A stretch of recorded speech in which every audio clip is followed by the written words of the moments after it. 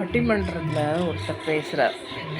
இந்த தலைமுறைக்கு அவங்க பெற்றோராக இருக்கிறது தான் பெரிய பாவம் அப்படி அவர் பேசுகிறார். அப்போது அவங்க மகன்கிட்ட போய் கேட்டாராம். ஏன்னா இவர் தமிழில் புலமை ஆற்றுன்னு ஆற்றுவார். அதனால் தமிழ் பையன் எப்படி இருக்கான்னு டெஸ்ட் பண்ணியிருக்கார் போல இருக்கு. அவங்க பையன்கிட்ட போயிட்டு, டேய் வாடா வந்தான். அவனும் வந்துட்டு, என்னடா என்ன படிச்சிட்ருக்க? இங்கிலீஷ் படிச்சிட்ருக்கேன். டேய் முதல்ல நான் கேட்கறதுக்கு பதில் சொல்லு, தமிழில் எத்தனை எழுத்துடா அப்படின்னு கேட்டிருக்கா.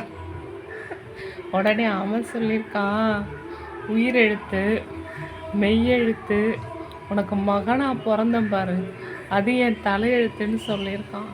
உடனே அவர் அடப்பாவி சொல்லிட்டு அவனுக்கு தமிழ் டீச்சிங் பண்ணிட்டு இருக்காராம் டெய்லியும். அப்போ அவர் சொல்கிறார், நாங்கள் தாண்டா பெரிய பாவம் பண்ணிட்டோம். எங்கள் அப்பா அம்மா கிட்டேயோ எங்கள் தாத்தா பாட்டிக்கிட்டேயோ நாங்கள் எதிர்த்து பேசியிருக்க முடியாது, நாங்கள் எதிர்த்து நிற்க கூட முடியாது, கிட்டக்க கூட நிற்க மாட்டோம். அவங்களா கூப்பிட்டா தான் கிட்டக்க போவோம். அந்த மாதிரி அவர் சொல்கிறார். அப்புறம் சொல்கிறாரு, இப்போ இருக்க எழுத்தாளர்கள் தான் எங்களை காப்பாற்றணும், தமிழை வளங்கன்னு சொன்னால் இவனுங்க எங்கள் தமிழ்னா என்னன்னு சில நேரத்தில் தெரியாது போல இருக்குது. நாங்களும் எவ்வளவோ மாரடிக்கிறோம், தமிழை படிங்கடா, தமிழில் இதெல்லாம் செய்யுங்கடா, புக்ஸ் எல்லாம் வாங்கி தரோம், புக்ஸும் எடுத்து கொடுக்குறோம். ஆனால் அவனுங்க எங்கே மொபைல் வச்சுருக்க, அவனுங்க டைம் இருக்குது, தமிழ் படிக்க டைம் கிடையாது. தமிழ் எப்படி போகுமோன்னு எங்களுக்கு ஒரே கவலை. முதல்ல உங்களை பற்றியும் உங்கள் வீட்டை பற்றியும் உங்கள் பிள்ளைய பற்றியும் கவலைப்படுங்க சார்.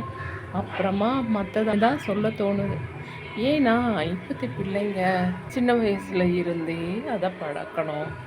சில பெயர்களே தமிழ் பெயர்கள் பிள்ளைகளுக்கு வைக்கிறாங்க, எவ்வளவு அழகாக இருக்குது. அப்படியா வைக்கிறாங்க இப்போ பேர்லாம்? வாயில் நுழையுதா? வாயில் நுழைய மாட்டேங்குது பேர். கேட்டால் இதில் பார்த்து வச்சோம், நெட்டில் பார்த்து வச்சோம், அதில் பார்த்து வச்சோம், இதில் ஸ்டார்ட் ஆகுது அதனால் வச்சோங்கிறாங்க. முதல்ல தமிழ் பெயர்களை வைங்க. எவ்வளவு நல்ல நல்ல பெயர்கள் இருக்குது தமிழில். அதையெல்லாம் விட்டுட்டு வாயிலேயே நுழைய முடியாத பேரை வச்சிடுறாங்க. அதுங்க குழந்தைங்கள கூப்பிடக்கூட முடிய மாட்டேங்குது. ஏதோ நம்ம மாதிரி குட்டி வாடா போடா, வாடா ராஜா, வாடா தங்கம் அப்படி போகிறாங்க சில பெரியவங்க. ஏன்னா அந்த பெயர்கள் கூட வாயில் நுழைய மாட்டேங்குது.